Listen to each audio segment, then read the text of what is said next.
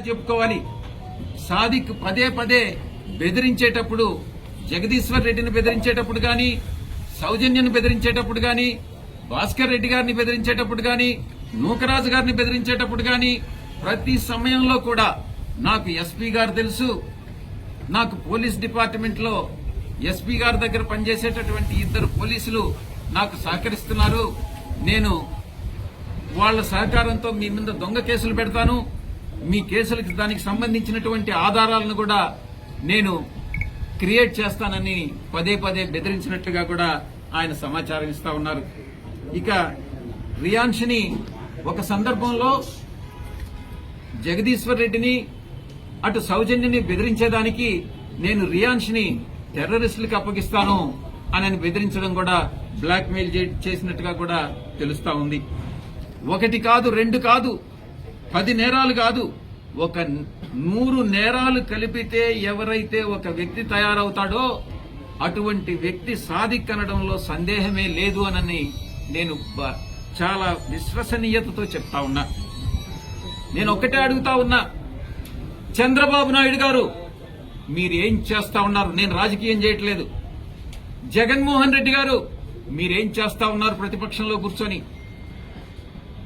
ఇక్కడ ఆంధ్ర రాష్ట్రంలో గతంలో ఎన్నడూ లేని విధంగా లవ్ జిహాద్ అన్నటువంటిది ఇక్కడికి తీసుకొచ్చి, అది మనం ఎక్కడో విన్నాం, కేరళ రాష్ట్రంలో విన్నాం, లేకుంటే ఇంకొక రాష్ట్రంలో నార్త్ ఈస్ట్ లో విన్నాం. ఎప్పుడు కూడా ఆంధ్ర రాష్ట్రంలో లవ్ జిహాద్ అన్నటువంటిది లేదు. కానీ ఈ రోజు లవ్ జిహాద్ పేరుతో మత మార్పిడులు జరుగుతా ఉంటే నేను ఇప్పుడు 2024 అని చెప్పట్లేదు, 2019 నుంచి కూడా మత మార్పిడులు జరుగుతా ఉంటే మీరందరూ కూడా గత ప్రభుత్వం కానీ ఈ ప్రభుత్వం కానీ స్పెక్టేటర్స్ గా ఒక నిలబడిపోవాల్సినటువంటి పరిస్థితి ఎందుకు వస్తా ఉంది? మీ పరిస్థితి మీరు ఎందుకు ఈ రకంగా స్పెక్టేటర్స్ గా మీరు నిలబడిపోతా ఉన్నారు? మీరు యాంటీ రిలీజియస్ కన్వర్షన్ బిల్ అనేటటువంటిది ఎందుకు తీసుకురావడం లేదు చంద్రబాబు గారు అని నేను క్వశ్చన్ చేస్తా ఉన్నా. మీకు చిత్తశుద్ధి ఉంటే, మీ కూటమి భాగస్వాములకి చిత్తశుద్ధి ఉంటే, ఇలా సాదిక్ లాంటి వాళ్ళ గ్రూపులు రాష్ట్రంలో ఎన్నుండాయో తెలియదు. సాదిక్కే ఒక చిన్న ముఠాకి 10 మందికి నాయకుడైతే ఎన్ని ముఠాలు ఈ రాష్ట్రంలో పనిచేస్తున్నాయో తెలియనటువంటి ఈ పరిస్థితుల్లో మీరు యాంటీ కన్వర్షన్ బిల్లుని మీరు ఎందుకు చట్టం చేయట్లేదు? మీకు సపోర్ట్ ఉంది, మీకు ఎవరి సపోర్ట్ అవసరం లేదు. వైఎస్ఆర్ కాంగ్రెస్ పార్టీకి నామినల్ గా ఒక 11 ఉన్నాయి. మీరు ఈజీగా ఈరోజు చట్టం చేయొచ్చు. ఎందుకు చేయట్లేదు? మీ ఇంట్రెస్ట్ ఒకటే, మీ ఇంట్రెస్ట్ మైనారిటీ ఓట్లు ఎక్కడ పోతాయో, మళ్లీ 29లో నాకు తిరిగి అధికారం రావాలి, రాష్ట్రం ఎలా పోయినా పర్వాలేదు, రాష్ట్ర అభివృద్ధి జరగకుండా పర్వాలేదు, రాష్ట్ర ప్రజలు నాశనమైనా పర్వాలేదు, నేను మాత్రం అధికారంలో ఉండాలి అనుకునేటటువంటి వ్యక్తి చంద్రబాబు నాయుడు గారు. ఆయనకు తీసిపోని విధంగా ఈవెన్ జగన్మోహన్ రెడ్డి గారు కూడా ఈ రోజు పనిచేస్తా ఉన్నారు. వాళ్లతో కుమ్మక్కైనటువంటిది ఈ యొక్క రాష్ట్ర బీజేపీ నాయకత్వం. కేంద్ర బీజేపీ నాయకత్వం చాలా చిత్తశుద్దితో పనిచేస్తా ఉంది. కాబట్టి ఈ విషయంలో నేను అటు డీజీపీ గారితో గాని, ఇటు ఈ జిల్లాలో ఉండేటటువంటి పోలీస్ యంత్రాంగంతో గాని నేను నా ఎఫర్ట్స్, నేను చేయగలిగినటువంటి ప్రతి ప్రయత్నము చేస్తాను. ఈ కుటుంబాన్ని ప్రొటెక్ట్ చేసేదానికి నేను ప్రయత్నిస్తాను. ఈ ఆస్తులన్నింటినీ ఏదైతే సాదిక్ లాక్కున్నాడో, కొన్ని కోట్ల రూపాయల విలువైనటువంటి ఆస్తుల్ని తిరిగి తీసుకొచ్చేదానికి నా వంతు కృషి నేను చేస్తానని, చివరిగా రియాన్షికి సంబంధించి భవిష్యత్తులో విద్యకు సంబంధించి ఏ ఖర్చైనా కూడా మేము భరిస్తాము అన్నటువంటి విషయాన్ని భాస్కర్ రెడ్డి గారికి కూడా చెప్పడం జరిగింది. ఇది నిలబెట్టుకుంటామని అనేటటువంటి విషయంతో నేను ముగిస్తా ఉన్నాను. రియాన్ష్ రెడ్డిని ఇతను అనేకమైనటువంటి ఇబ్బందులకు గురి చేస్తుంటే ఆ విషయాన్ని జగదీశ్వర్ రెడ్డికి తెలిస్తే జగదీశ్వర్ రెడ్డి అతన్ని ఎందుకనని ప్రశ్నిస్తే జగదీశ్వర్ రెడ్డిని కూడా కొట్టినట్లుగా మనకు సమాచారం తెలుస్తుంది. కొట్టి అతన్ని భయభ్రాంతులకు గురి చేసినట్టుగా కూడా తెలుస్తా ఉంది. ఎందుకనంటే సాదిక్ వెనక ఉండేటటువంటి టెర్రరిస్టుల ముఠా, 10 మంది టెర్రరిస్టుల ముఠా ఈ ముఠా యొక్క ధ్యేయం హిందూ మతానికి చెందినటువంటి వ్యక్తులన్నింటినీ, కుటుంబాలన్నింటినీ ముస్లింస్ మతానికి కన్వర్ట్ చేయాలన్నటువంటి ఒకే ఒక ధ్యేయంతో పనిచేస్తా వస్తున్నటువంటి పరిస్థితి. ఇక జగదీశ్వర్ రెడ్డికి సాదిక్కి తగు వచ్చిన తర్వాత, జగదీశ్వర్ రెడ్డి మీద సాదిక్ అటాక్ చేసిన తర్వాత జగదీశ్వర్ రెడ్డిని కెనడా నుంచి బాంబేకి ఒక డేంజరస్ కెమికల్ ని, స్లో పాయిజన్ తీసుకొచ్చి దాన్ని ఆ యొక్క సెంటర్ ఏంటది, వెల్నాక్ సెంటర్ లో హైదరాబాద్ లో అంతకు ముందే 3 నెలల ముందు స్టార్ట్ చేసి చివరి డేంజరస్ పాయిజనస్ కెమికల్ ని వెల్నాక్ సెంటర్ లో ఇవ్వడం జరిగింది. ఆ స్లో పాయిజన్ ఇచ్చిన తర్వాత 3 నెలలు ఆరోగ్యం క్షీణించి జగదీశ్వర్ రెడ్డి చనిపోవడం జరిగింది. పాత్రికేయ మిత్రులందరికీ నా హృదయపూర్వక నమస్కారం. ఈరోజు భాస్కర్ రెడ్డి గారి కుటుంబాన్ని, భాస్కర్ రెడ్డి గారు, ఆయన భార్య విశాలమ్మ గారు, కూతురు కవితమ్మ గారు, సోల్ సర్వైవర్ ఈ యొక్క ఎపిసోడ్లో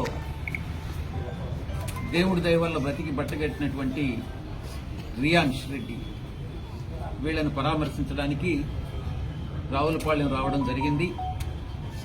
భాస్కర్ రెడ్డి గారు అన్ని వివరాలని వివరించడం జరిగింది. ఈ యొక్క సాదిక్ అనేటటువంటి వ్యక్తి ఒక సాధారణమైనటువంటి నేరస్తుడు కాదు. ఇతను కరుడుగట్టినటువంటి నేరస్తుడు. నాకున్న సమాచారం ప్రకారం సాదిక్తో పాటు మరో 9 మంది అదే సామాజిక వర్గానికి చెందినటువంటి వ్యక్తుల ముఠ, అంటే మొత్తం ఒక 10 మంది ఒక టెర్రరిస్టుల ముఠ. దురదృష్టవశాత్తు ఈ 10 మంది కూడా ముస్లిం మతానికి చెందినటువంటి వాళ్లుగా సమాచారం వస్తా ఉంది.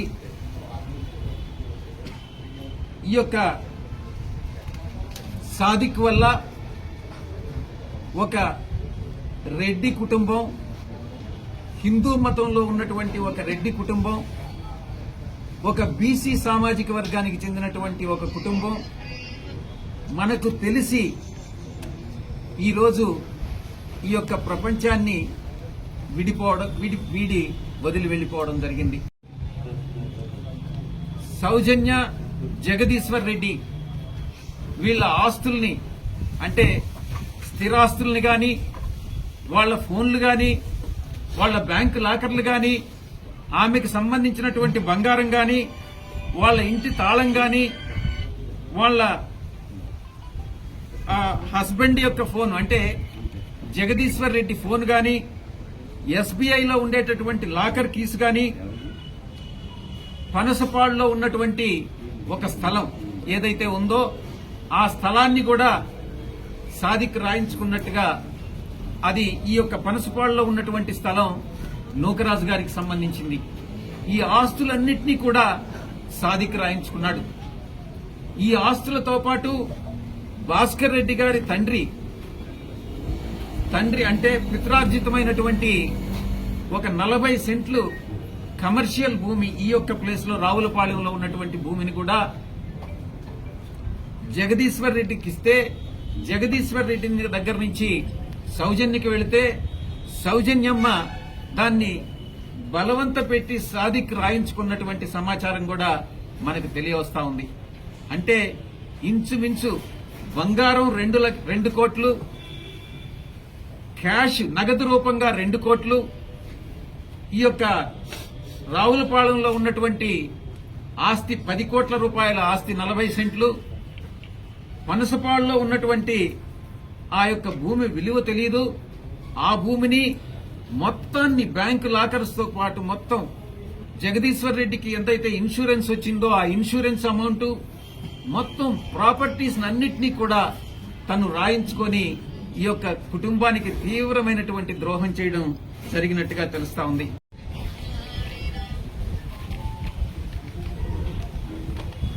ఏపీలో, ఆంధ్రప్రదేశ్లో నేను ఒక్కటే ప్రజలకు విన్నవించుకుంటా ఉన్నా. ప్రతి కుటుంబం, నేను ఈరోజు ఉదయం ఒక ట్వీట్ పెట్టా. ఆ ట్వీట్లో సౌజన్య మరణ వాంగ్మూలాన్ని యాజ్ ఇట్ ఈస్ గా ఆమె దాన్ని ట్రాన్స్లేటెడ్ కాదు, తెలుగునే టైప్ చేసి ఆమె సంతకం పెట్టినటువంటి పేపర్ నా దగ్గర ఉంది.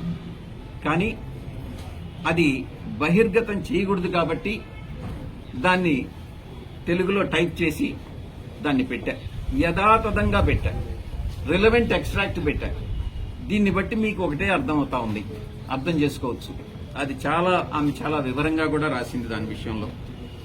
ప్రతి కుటుంబం, ఆంధ్ర రాష్ట్రంలో ప్రతి కుటుంబం, ప్రతి మహిళ, ప్రతి హిందువు ఈ విషయాన్ని సీరియస్ గా తీసుకోవాలి అని నేను విన్నవించుకుంటా ఉన్నా. ముఖ్యంగా హిందూ వివాహిత స్త్రీలు గాని, హిందూ బాలికలు గాని ఈ యొక్క మతోన్మాదుల చేతిలో లవ్ జిహాద్ దీంట్లో పడిపోకూడదనని నేను అందరికీ కూడా విన్నవించుకుంటా ఉన్నా. హిందూ మతానికి చెందినటువంటి ప్రతి ఒక్కరు కూడా ఈ విషయంలో జాగరూకత వహించాలి అన్నటువంటిది నేను విజ్ఞప్తి చేస్తా ఉన్నా.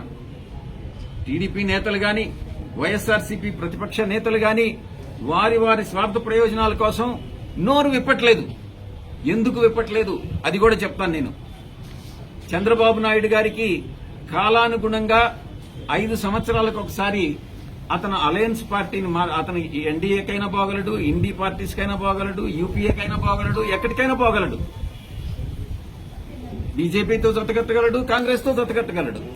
ఎందుకైనా మంచిది ఈ రోజు యాక్షన్ తీసుకుంటే ఇటువంటి ఇన్సిడెంట్స్ మీద మనం కాంగ్రెస్ కు దూరం అవుతామేమో, ఎందుకు దూరం కావాలి, మరి ఎప్పుడైనా మళ్లీ 29లో కాంగ్రెస్ అవసరం రావచ్చు అన్నటువంటి విషయాన్ని దృష్టిలో పెట్టుకుని బాబు గారు ఎటువంటి యాక్షన్ కి ముందుకు రావట్లేదు.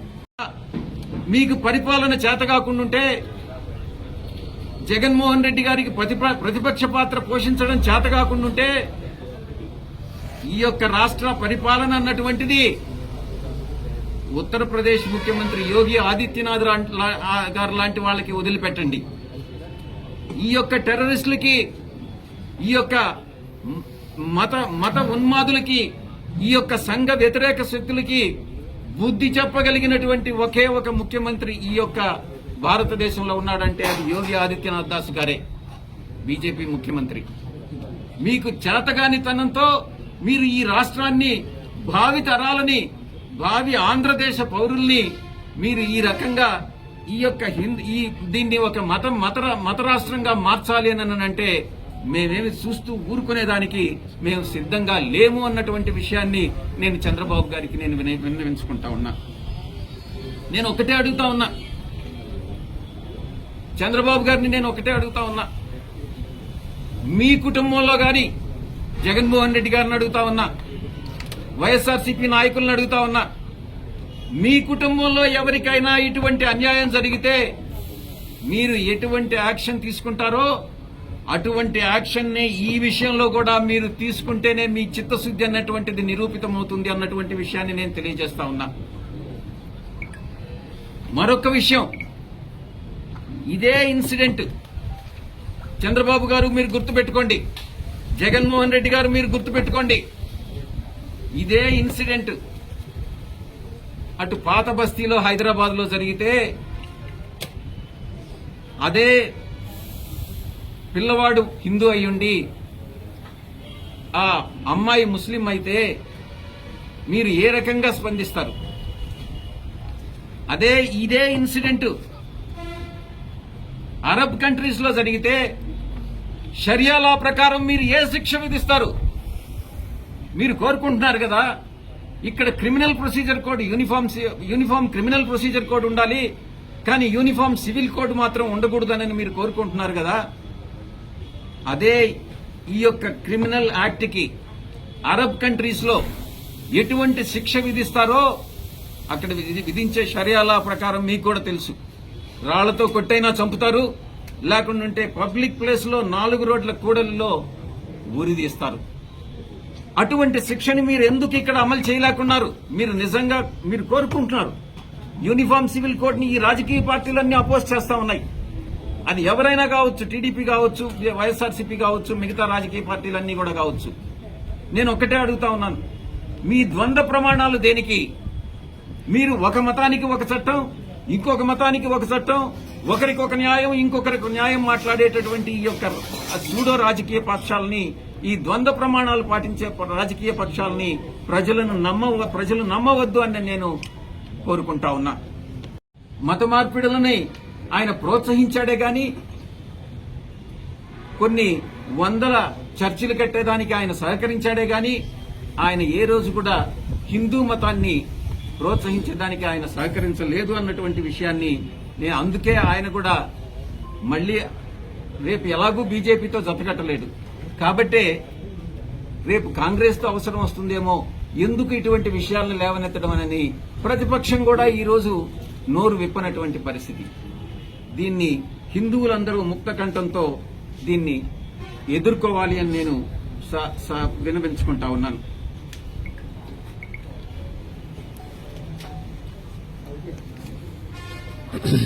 సాదిక్కే పోలీసులు ఈ విషయాన్ని తేల్చాల్సిందిగా నేను డిమాండ్ చేస్తా ఉన్నాను.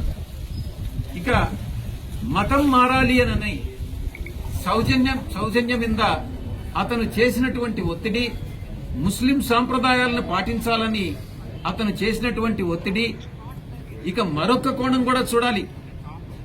రియాన్స్ రెడ్డి అనేటటువంటి పిల్లవాడు హిందూ మతానికి చెందినటువంటి వాడు కాబట్టి అతనికి రైఫల్ షూటింగ్ నేర్పించి, ఆ రైఫల్ షూటింగ్ నేర్పించిన తర్వాత హిందూ మతం పేరుతో రియాన్స్ రెడ్డిని వాడుకొని తన మతానికి ఎలా ఉపయోగించుకోవాలి అన్నటువంటి ఒక టెర్రరిస్ట్ గా మార్చాలన్నటువంటి ఉద్దేశం కూడా సాదిక్ లో ఉన్నది అన్నటువంటి విషయాన్ని ఆ పిల్లవాడే చెప్తా ఉన్నాడు. స్వయంగా ఆ పిల్లవాడే నాకు చెప్పినటువంటి విషయం. భాస్కర్ రెడ్డి గారు కూడా ఆ మాటే చెప్తా ఉన్నారు. అంటే ఇంత దుర్మార్గపు గ్రూపుని ఇక్కడ కాకినాడలో పెట్టుకుని ఈ యొక్క తెలుగుదేశం పార్టీ, నేను పార్టీని విమర్శించట్లేదు, ఈ యొక్క ప్రభుత్వం ఏం చేస్తుంది అన్నటువంటి విషయాన్ని నేను ప్రశ్నిస్తా ఉన్నా. ఒక బీసీ కుటుంబం మొత్తం ఆత్మహత్యకి కారణమైనటువంటి వ్యక్తి ఈ సాదిక్ అనడంలో ఎటువంటి సందేహం లేదు. ఒక కుటుంబం కాకుండా ఈ సాదిక్ నేతృత్వంలో ఉన్నటువంటి ముఠా 10 మంది ముఠా కాకినాడ పరిసర ప్రాంతాల్లో ఉన్నటువంటి ఒక 15 కుటుంబాలని ఇదే విధంగా వేధించి ఈ యొక్క హిందూ మతానికి చెందినటువంటి మహిళలందరినీ కూడా వాళ్ళ ఆస్తులు, ఆ కుటుంబంలో ఉన్నటువంటి ఆస్తులను లాక్కోవడం, వాళ్ళని మత మార్పిడికి కోసం ప్రయత్నించడం, ఇదంతా కూడా సమాచారం మనకు అందుతా ఉంది. కానీ పోలీసు వ్యవస్థ నుంచి ఇప్పటి వరకు కూడా ఈ యొక్క కుటుంబానికి, అంటే నూకరాజు గారి కుటుంబానికి, నూకరాజు గారి భార్య మీనా గారు, నూకరాజు గారి కూతురు సౌజన్య, వీళ్ల ముగ్గురు మాత్రం చనిపోయినటువంటి విషయం, వీళ్లు బాధితులు అన్నటువంటి విషయం మాత్రమే తెలియవస్తుంది. కానీ కాకినాడ పరిసర ప్రాంతాల్లో, రాజమండ్రి పరిసర ప్రాంతాల్లో 15 కుటుంబాలు, హిందూ కుటుంబాలు, బాధిత కుటుంబాల నుంచి సమాచారం ఇంతవరకు పోలీసుల నుంచి కూడా బయట రాకపోవడం అన్నటువంటిది దురదృష్టకరం. శ్రావణ మాసంలో శ్రావణ మాసం పాత్రికేయ మిత్రులతో ఈ విషయాన్ని పాల్పంచుకోవడం జరుగుతుంది. అంటే కేంద్రంలో బీజేపీ బాగా పనిచేస్తుంది, రాష్ట్రంలో చేయట్లేదు అంటారు. మీరేమన్నా కేంద్రంతో ఏమన్నా మీకు సత్సంబంధం? నాకు ఆ అవసరం లేదు. నాకు రాష్ట్ర ప్రయోజనాలే ముఖ్యం. రాష్ట్రంలో ఎవరు బాగా పనిచేస్తుంటే వాళ్ళు బాగా పనిచేస్తున్నారని చెప్తాను. రాష్ట్రంలో ఎవరు పనిచేయట్లేదో వాళ్ళు పనిచేయట్లేదని చెప్తాను. నాకు ఎవరి మీద ద్వేషం లేదు, శత్రుత్వం లేదు. రాజకీయాల్లో ఒకటే గుర్తుపెట్టుకోవాలి, రాజకీయంగా ప్రత్యర్థులు ఉంటారేమో కానీ రాజకీయంగా శత్రువులు అనేటటువంటి వాళ్ళు ఉండరు. ఎవరికి ఎవరు శత్రువులు కాదు, ప్రత్యర్థులు మాత్రమే. అంటే మీరు గతంలో మరి 10 ఏళ్లు నేనే చెప్పాను ఆ ప్రశ్న. గతంలో 10 ఏళ్లు ఏం చేశారని అంటే నేను కాదు కదా సీఎం. గతంలో 10 ఏళ్లు ఎవరు సీఎంగా ఉన్నారో వాళ్ళని మీరు ప్రశ్నించండి, వాళ్ళ దగ్గర నుంచి జవాబులు సేకరించండి. అంటే ప్రతిపక్ష పాత్ర సరిగ్గా అంటే నేను ఒక ఎంపీగా ఉన్నాను, ఇప్పుడుండేటటువంటి ఎంపీలకు కూడా అదే రకంగా మిమ్మల్ని మీరు ప్రశ్నిస్తారా? ఎంపీలకు ఎంతవరకు పవర్ ఉంటుంది? ఎంపీ ఏం చేయగలడు రాష్ట్రంలో? బయట ప్రపంచానికి తెలిసేది వేరే, లోపల రీజనల్ పార్టీస్లో జరిగేటటువంటిది వేరే. అవన్నీ బయట చెప్పుకోలేవు. చెప్పుకోలేక కుమిలి కుమిలి ఏడవాల్సి వస్తుంది. అది పరిస్థితి. అంటే ఇప్పుడు ప్రతిపక్ష పాత్ర కూడా జగన్ పోషించలేకపోతున్నారంటారు. ప్రభుత్వాన్ని నడిపించలేనటువంటి అసమర్థ ముఖ్యమంత్రి చంద్రబాబు నాయుడు గారు, ప్రతిపక్ష పాత్ర పోషించలేని అసమర్థ ప్రతిపక్ష నాయకుడు జగన్మోహన్ రెడ్డి గారు. ఇంతకన్నా ఏం స్పష్టంగా చెప్పమంటారు? అంటే ప్రతిపక్ష హోదా లేదు కాబట్టి నేను ఇది చేయట్లేదు ఎవరున్నారు అన్నారు. ప్రతిపక్షంలో? ప్రతిపక్ష హోదా ఉందా లేదా అన్నటువంటిది కాదు ముఖ్యం. 11 మంది అయినా 5 మంది అయినా ఒక్కరైనా ప్రతిపక్షం ప్రతిపక్షమే. ఆంధ్ర రాష్ట్ర అసెంబ్లీలో వేరే ప్రతిపక్షం లేదు. మిగతా మతాలని నేను కించపరచట్లేదు. మిగతా మతాల పట్ల కూడా గౌరవంగానే ఉందా.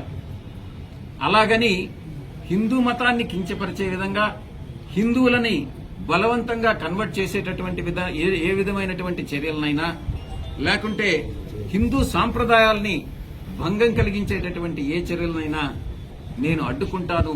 అది ఎవరైనా కూడా క్రిటిసైజ్ చేస్తాను అని నేను అపోజ్ చేస్తానని నేను విన్నవించుకుంటా ఉన్నా. మరొక విషయం కూడా నేను ప్రస్తావిస్తున్నాను. మీరు అనుకోవచ్చు, ఎన్డీఏ భాగస్వామ్య పక్షాలైన ఇది కూటమి ప్రభుత్వం. కూటమి ప్రభుత్వంలో బీజేపీ కూడా భాగస్వామి.